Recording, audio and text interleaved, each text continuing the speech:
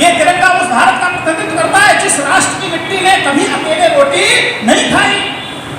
भारत ही एक ऐसा राष्ट्र रहा है पूरी दुनिया में जहां पर यह परंपरा रही है कि साथियों, यज्ञ हम करते हैं, लकड़ियां हम जुटाते हैं, साधन हम जुटाते हैं, सारी सामग्री जुटाते हैं, सारा श्रम करते हैं और यज्ञ करने के बाद साथियों हम दोनों हाथ जोड़ करके कहते हैं सर्वे भवन्तु सुखिनः सर्वे सन्तु निरामयाः।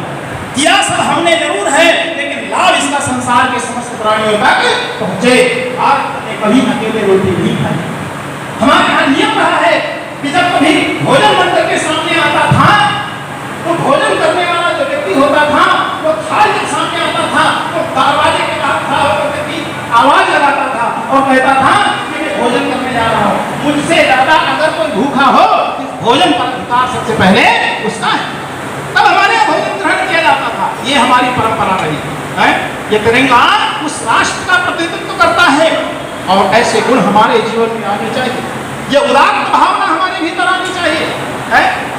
हमारा भारत वो राष्ट्र है, ये तिरंगा उस राष्ट्र का प्रतिनिधित्व करता है जिस राष्ट्र में आज के समय में प्राचीन काल से लेकर के ये परंपरा रही है कि भारत की मिट्टी में जिस व्यक्ति का जन्म हो जाता था उसे बहुत बड़ा सौभाग्यशाली माना जाता था है, बहुत बड़ा सौभाग्यशाली माना जाता था। हमारे यहाँ शास्त्रों में कहा गया है, क्या कहा गया है, गायन्ति देवाः किल कीर्तिकानि धन्यास्ते भारत भूमि भागे।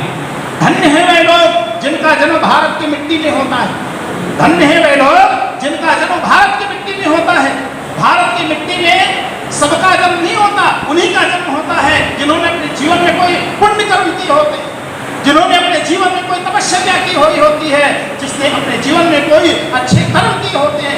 शायद भारत की मिट्टी में जन्म लेना उन्हीं के भाग्य में नसीब होता है, सबके भाग्य में नहीं नसीब होता। क्यों? क्योंकि हमारे राष्ट्र में जन्म लेने के बाद मानव जीवन की ऊंचाइयों को छूने का द्वार खुल जाता है, मानव जीवन के अनंत संभावनाओं को विकसित करने का द्वार खुल जाता है। और ये द्वार दुनिया के किसी देश में नहीं खुलता जन्म लेने के बाद। ध्यान रखिएगा, ये केवल भारत में ही संभव है। क्योंकि आज की परिस्थिति में अगर हम देखें तो बहुत सारे ऐसे राष्ट्र हैं पूरी दुनिया में जिन्होंने हमसे ज्यादा उन्नति की होगी भौतिक क्षेत्र में। हो सकता है हमसे ज्यादा उन्नत वायुयान किसी देश ने बना लिया हो सकता है हमसे ज्यादा एटम बम किसी दुनिया में उन्नत श्रेणी का बना लिया हो सकता है हमसे बढ़िया किसी देश में ट्रेन चलती हो सकता है हम हमारे देश से ज्यादा बढ़िया किसी राष्ट्र ने अच्छी सड़कें बना ली हो, अच्छी फैक्ट्रियां बना ली हो। लेकिन ध्यान रखना, इस हाड़ मांस के पिंड को गढ़कर तराश कर भविष्य की प्रकाशमान प्रतिमा बना देने का काम अगर किसी देश में हुआ तो भारत देश में ही हुआ। यह काम दुनिया के किसी देश में नहीं हुआ। इसलिए दुनिया के किसी देश ने विवेकानंद नहीं दिए, इसलिए दुनिया के किसी देश ने उन ऊंचे व्यक्तित्वों को जन्म नहीं दिया जो मानव जीवन के शिखरों को छूते हो और सारी दुनिया में मानव जाति के लिए प्रेरणा के स्रोत रहे हो। ये भारत भूमि इसलिए नवरत्नों की खान कही जाती है, ये भारत की भूमि इसलिए महामानवों की खजान कही जाती है। इस मिट्टी ने ऐसे महामानवों को जन्म दिया जिन्होंने निकल करके देश और दुनिया का मार्ग प्रशस्त किया, भटकते हुए लोगों को दिशाएं दी, डूबते हुए लोगों को सहारा दिया, भूखे लोगों को भोजन दिया। लोगों को खाने पीने का ढंग नहीं था, वहां 56 प्रकार के व्यंजनों को बनाने के लिए सूत्र दिए। इस देश ने बहुत कुछ पूरी दुनिया को दिया है। एक पुस्तक परम पूज्य गुरुदेव ने लिखी है, समस्त विश्व को भारत के जैसा सम्मान, उसे आप सबको जरूर पढ़ना चाहिए। जो भी अपने आप के राष्ट्र के प्रति निष्ठा रखते हैं, जो तिरंगे के प्रति थोड़ा सा सम्मान रखते हैं, उन्हें एक पुस्तक को जरूर पढ़ना चाहिए। और उस पुस्तक को पढ़ने के बाद आपका दिल बाग बाग हो जाएगा, आप अपने देश पर गर्व करने के लिए मजबूर हो जाएंगे। शायद हमारा राष्ट्र इतना महान, यूं ही नहीं हम जगत गुरु थे, हमारे मूल में बहुत कुछ था। ये बात अलग है कि आज की पीढ़ियों ने अपनी विरासत को भुला दिया है। आज की जो हमारी पीढ़ियां हैं वो ग्लैमर की चकाचौंध में भारत की मिट्टी की संस्कृति भूल गई है। आज की जो पीढ़ियां हैं वे अब राम और कृष्ण से प्रेरणाएं नहीं लेती। आज की जो पीढ़ी है वो हमारे यहाँ विवेकानंद दयानंद से कोई चरित्र नहीं सीखते। आज की पीढ़ी हमारे सिनेमा में दिखने वाले नर्तक और नर्तकी इनसे प्रेरणा लेते हैं। हमारे युवा शक्ति भड़क रही है इसी कारण से। इसलिए हमारे यहाँ इस देश में युवाओं का यौवन खोखला होता जा रहा है। चारित्रिक दृष्टि से हम खोखले हो रहे हैं, वैचारिक दृष्टि से तो हम बहुत ही हीन हैं।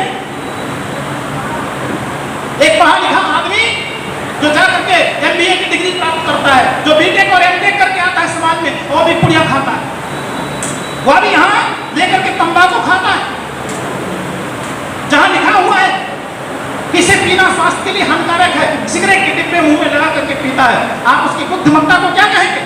जो जानबूझ करके जहर ढकेलने के लिए तैयार है। वो जानता है कि इसे पीने के बाद हमारा भी स्वास्थ्य खराब होगा और हम इसके बाद जो धुआं फेंकेंगे बाहर, इससे जो दूसरे लोग हैं उनका भी स्वास्थ्य खराब होगा। इतना सब कुछ जानने के बाद भी आदमी वो गलती कर रहा है। इसे कहते हैं समझदारों की नासमझी, इसे कहते हैं समझदारों की नासमझी। हम कैसे माने कि पढ़ने लिखने के बाद हमारे भीतर कॉमन सेंस आ गया? आप कभी जाइए रेलवे स्टेशन पर, है रेलवे स्टेशन पर, वहां डस्टबिन रखे हुए होते, बहुत सारी चीजें रखी हुई होती, बावजूद इसके आदमी कूड़ा गलत जगह फेंकता, बावजूद उसके आप देखेंगे कि डस्टबिन में आदमी कूड़ा डालने की जहमत नहीं उठाता। भारत जैसे देश में लिखना पड़ता है कि कूड़ा यहाँ डाले, भारत जैसे देश में लिखना पड़ता है कि साहब गंदगी यहाँ ना करें, यहाँ ना थूके। हमको थूकने तक के लिए भी इशारा देना पड़ता है, कहाँ थूकना चाहिए इसके लिए भी लिखना पड़ता है दीवार में। बावजूद इसके आप किसी सरकारी इमारत में जाकर के देख लें जहाँ सारे अफसर ही रहते हैं, वहाँ आपकी दीवारें कुड़िया से पान से रंगी हुई मिलेंगी आपको। ये क्या है साहब? है ये क्या है? ये समझदारों की नासमझी है, ये बढ़ती हुई चली जा रही है। इसलिए मैंने कहा कि सही निर्माण मनुष्य का होना आवश्यक है, और सही निर्माण वह नहीं है जो हम किसी कॉलेज में जाकर के वहाँ डिग्री हासिल कर लेंगे और उससे हम सही एक अच्छे आदमी बन जाएंगे। डिग्रियां उन लोगों को भी थी, डिग्रीधारी हुए लोग थे जिन्होंने प्लेन हाईजैक किया था, उनके पास भी डिग्रियों की कमी नहीं थी। इतनी सारी सिक्योरिटी के बीच भी कोई आदमी सारे सरकार के पूरे राष्ट्र की सुरक्षा केंद्र को धता बता करके प्लेन हाईजैक करके चला जाए, उसे सामान्य आदमी समझते हैं। तो डिग्री तो कोई भी प्राप्त कर सकता है। कागज के सर्टिफिकेट आज गली चौराहों में मिलते हैं, जगह जगह स्कूल कॉलेज खुले हुए हैं, बच्चे जाते हैं पढ़ते हैं और पढ़ करके जब वो डिग्री हासिल कर लेते हैं समझ लेते हैं मैं सफल इंसान बन गया। नहीं, आपका बुद्धि बढ़ सकती है, आपका दिमाग, आपका ब्रेन पावर थोड़ा सा बढ़ सकता है, लेकिन केवल उसी से आप सफल इंसान नहीं बन सकते, उसी से केवल आप अच्छे इंसान नहीं बन सकते।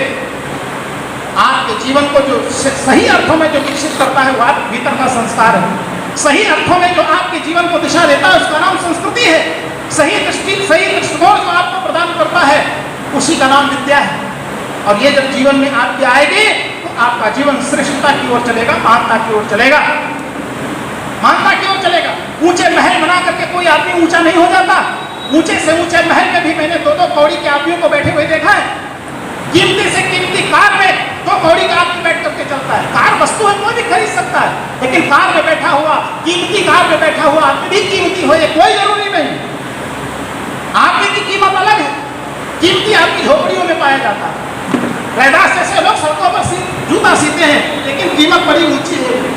कबीरदास जी जैसे जुलाहा वो बाजार में कपड़े बेचते हैं, लेकिन कीमत की दृष्टि से देखोगे तो आकाश में प्रतिष्ठित हुए दिखाई देंगे। वो ये कौन से लोग हैं? ये कीमती लोग हैं। कीमती लोग ऊंचे महलों में मिलते हो, ये कोई जरूरी नहीं है।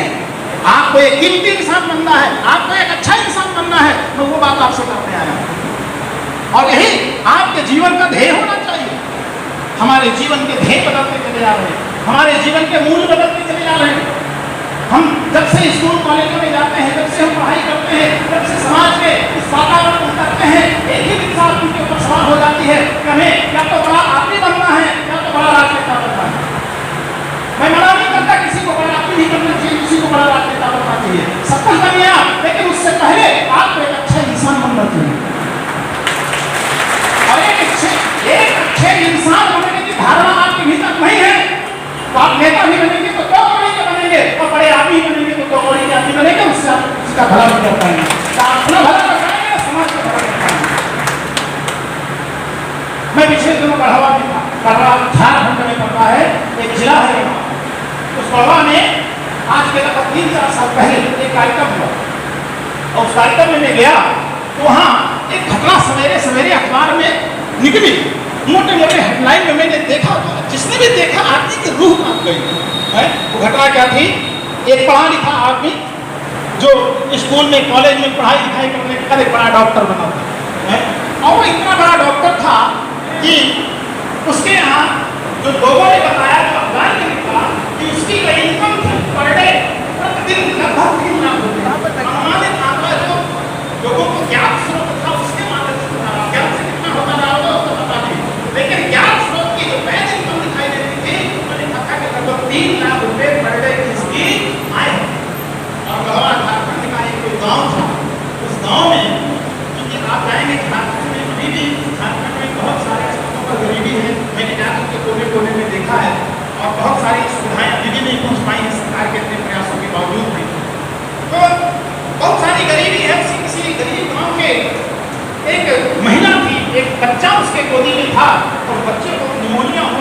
बीमारी हो गई, कोई गांव में साधन न था, लेकिन देखा कि उस बच्चे के हालत नाजुक है, तो जब कोई साधन न था तो माँ की ममता उस बच्चे को गोदी में उठा करके वो माँ कम से कम 10-15 किलोमीटर दूर गांव था, वहाँ से भागती हुई उस डॉक्टर के आई कि मेरे बच्चे को डॉक्टर देखे।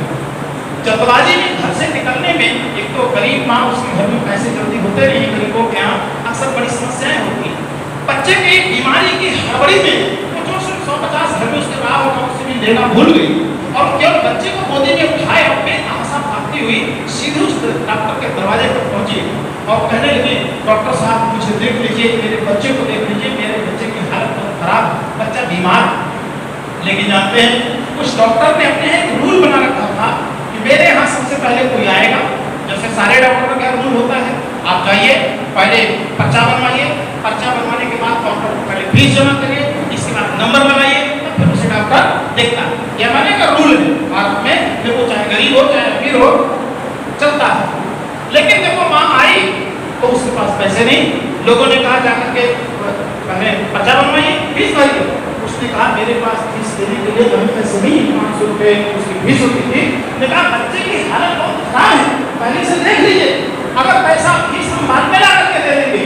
लेकिन साथियों वो डॉक्टर अपनी केबिन में बैठा रहा, वो एक महिला को गिड़गिड़ाते हुए देखता रहा और वो उसके जो कर्मचारी थे उनको भी देखता रहा, उन्होंने उसे क्लास पढ़ने नहीं दिया और लगभग 2 घंटे की जद्दोजहद के बाद उस बच्चे ने उसी माँ की गोदी में पड़ा करके दम तोड़ दिया, लेकिन डॉक्टर उसे देखने नहीं